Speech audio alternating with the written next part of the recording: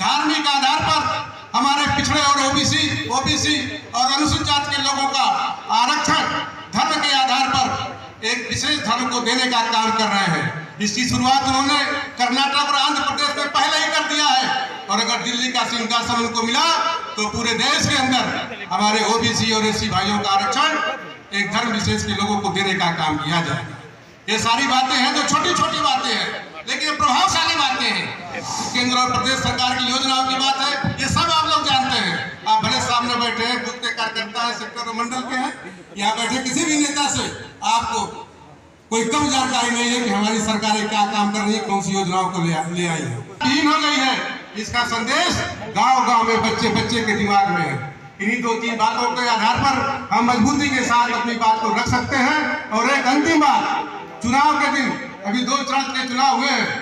उत्तर प्रदेश के अंदर मतदान प्रतिशत बहुत अच्छा नहीं हुआ है, 54, 52, 53 यही रहा है। मित्रों, इसका हमको ध्यान रखना है। मौसम विपरीत है, लेकिन हम बूथ के कार्यकर्ता हैं, हम ग्राउंड पर काम करने वाले हैं। हमारा एक वोट उस दिन मतदान के दिन बूथ तक पहुंच सके, इस जिम्मेदारी को भी हमें इसका भी निर्वहन करना है।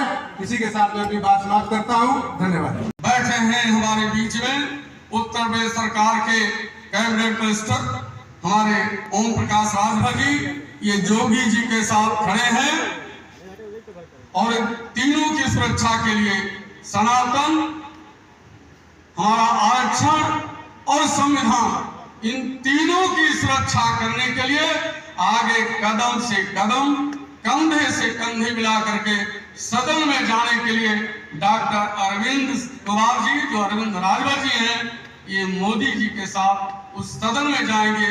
यह भेजने का काम हमको है। 3 जो हमारे देश पर समस्या पैदा की जा रही विरोधियों द्वारा, इन तीनों की रक्षा करने के लिए उत्तर प्रदेश में और केंद्र में इन दोनों लोगों की आवश्यकता है। एक लगातार सुरक्षा में लगे हैं।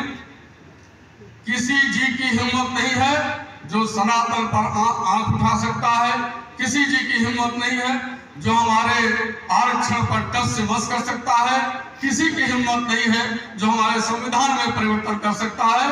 ये सारे लोग लगे हैं, इसी अभियान में लगे हैं। मैं इस अभियान को आगे बढ़ाने के लिए आपसे अपेक्षा करता हूं कि हमारे डॉक्टर अरविंद राजभर जी को सदन में भेजने का कष्ट करेंगे। मोदी जी को, इस देश की अर्थव्यवस्था को जिन्होंने आज दुनिया में पहचान बनाई, आज 5वें नंबर की अर्थव्यवस्था है दुनिया में। 2000 इस देश का जो दुर्दशा हुई थी, और जब भारत की सरकार बनी, भारत सरकार, और देश के जवाहरलाल प्रधानमंत्री बने पहले देश के, तो उन्होंने इस देश के विकास की जो रफ्तार रखी, वो आते आते सुस्त हो गई और भ्रष्टाचारियों के ऊपर चढ़ गई।